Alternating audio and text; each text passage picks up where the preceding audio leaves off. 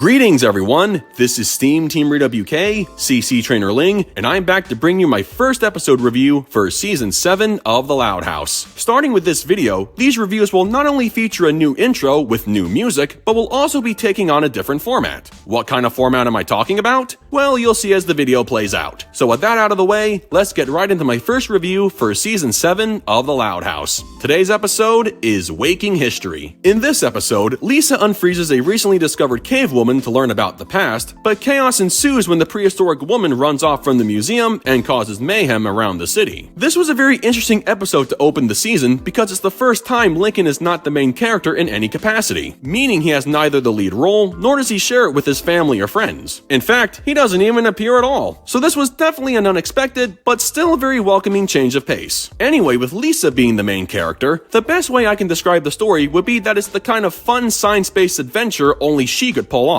Seriously, she's the kind of genius who would program Todd the robot with the ability to translate cave people talk if the situation ever called for it. But yeah, Lisa finds out this cave woman's name is Frances, kind of a weird modern name for someone who's nearly a million years old, and as expected, she displayed all the usual prehistoric human characteristics while exploring her present-day surroundings. Starting fires, despite not knowing the extinct dodo bird she was cooking was just a prop, creating tools for hunting, again not knowing the mammoth she was intending to spear wasn't alive, being afraid of what she assumed was a real dinosaur when it was only a lifeless skeleton, and talking and grunting like a stereotypical cave person. She also displayed a few other comedic behaviors like being fascinated by modern technology, and we certainly can't forget turning aggressive after each machine she encountered either scared her or caused her to feel pain. There was also one instance where Frances looked at something in the museum and Lisa noted how her people had an advanced system of art criticism, because reasons. But anyway, as weird as it might seem, Frances was definitely the standout character of the episode. Her behavior may have been a little cliche and over the top, but as silly as it was, it never came off as cringy, so that was a good thing. Eventually, Lisa and Todd try to get a hold of the cave woman and calm her down while she was trying to attack Flip, who Frances thought was one of her cave neighbors who once stole her woolly mammoth. This is when Lisa realizes she made a big mistake in wanting to learn about the past by reanimating the cave woman instead of only using DNA samples like Dr. Alvarez had intended. Speaking of whom, Dr. Alvarez returns following her debut in The Loudly Bones all the way back in Season 5, and this was definitely a surprise comeback I never even considered. She was the one who initially uncovered the cave woman. Kinda weird how Frances was found frozen underground instead of being found somewhere,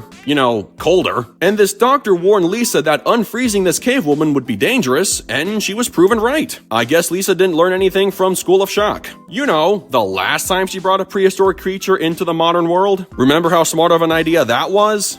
She's still a kid, so a relapse like this shouldn't surprise me. In fact, Lisa reviving a frozen cave person to learn more about them instead of reading about them in a book doesn't surprise me either. Regardless, Lisa managed to calm Frances down with cheese puffs, remembering how synthetic cheese helped her relax earlier at the museum, and she and Dr. Alvarez were able to safely contain her. In the end, the doctor decided to keep Frances alive as part of some kind of living exhibit after she sees and hears the cave woman hugging Lisa and Todd and very clearly using the English language to refer to them as friends. The ending is sort of a mixed bag in my opinion. Even though Lisa was able to prove to Dr. Alvarez how the cave woman did in fact have the capability of adapting to the modern world, it felt as if Lisa was able to avoid consequences leading up to the ending. Frances was damaging a lot of museum property, and yet it seemed as if Lisa suffered no penalty for it. Remember, if she hadn't brought Frances back to life, none of this would have happened. At least in The Loudly Bones, she got her TV show canceled as a result of lying about her dinosaur discovery, not to mention being the one who caused the T-Rex to fall apart on a live broadcast. But here it looks like she got off scot-free despite the problem she created. So yeah, Dr. Alvarez not reprimanding Lisa for her actions this time compared to the last time they were together didn't sit well with me. Overall, this may not have been the most exciting way to begin Season 7, but it was still a good enough Lisa episode with all things considered. The story was entertaining enough given the scientific circumstances. The ending, as I said, could have been better had the lead character faced at least a small amount of punishment for what she had done prior, and I enjoyed how Frances was portrayed in terms of her stereotypical cavewoman behavior. I especially liked the part at the end where she's angrily smashing the TV because of something she didn't like on the dreamboat. My favorite moment was when Todd's arms got broken off, followed by Lisa saying how things had gotten out of hand, to which Todd replied saying it was too soon to say out of hand. That was funny in a very clever way. The only other thing I can say is that it was great seeing Dr. Alvarez again, and we got a little more development on her character. Apparently her scientist club has a volleyball team, hence why she brought a net to use for capturing Frances. I never would have pegged her to be the kind of person to play any kind of sport, but hey, whatever it takes to stop a rampaging woman of the past. With that said, I give Waking History a 7.6 out of 10. Well folks, that concludes my review of Waking History. So I gotta ask, what did you guys think of this episode? Sound off in the comments below, and be sure to click that subscribe button for more Loud House related content. That's going to do it for me. I'll catch you guys for the next video, but until then, this is SteamTeamRedubUK, CC Trainor-Ling, signing off. Peace out, home slices.